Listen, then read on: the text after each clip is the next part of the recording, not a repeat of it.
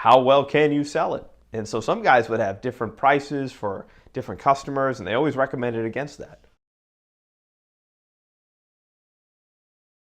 Well, there's a lot of things that can kill a deal, but desperation is high up there on the list. You never want to sell scared. If you know your product, you know what you're offering, you know the value of that product, you should be able to confidently assert the value of it. And people can smell it.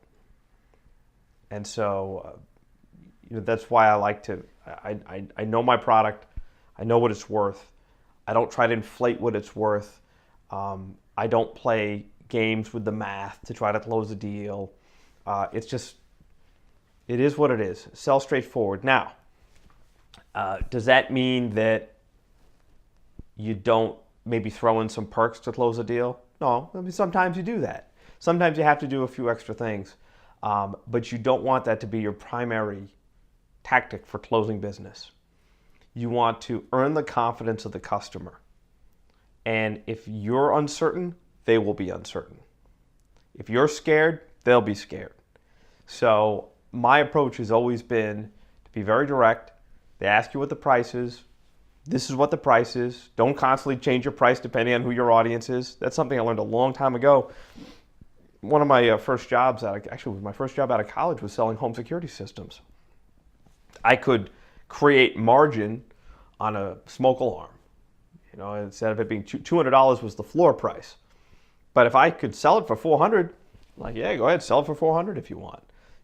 How well can you sell it? And so some guys would have different prices for different customers, and they always recommended against that. So pick your price. If you want to build in a little margin so you have a negotiating tool at the end of the sale, then fine. But don't make that your primary tactic, and don't sell scared. If you know that you've got a good product and you know that you're telling the customer the truth, then you should be able to confidently articulate that. And if they don't buy, have them not buy because they've made that choice, but don't have the deal get killed because you're panicking and you're desperate. Because I find that often when it's all said and done, even if they don't buy, sometimes they end up coming back. Maybe it wasn't the right time. So I think just all of that just to say that I think that it's important to be confident in your product. If you're not confident in it, you probably shouldn't be selling it.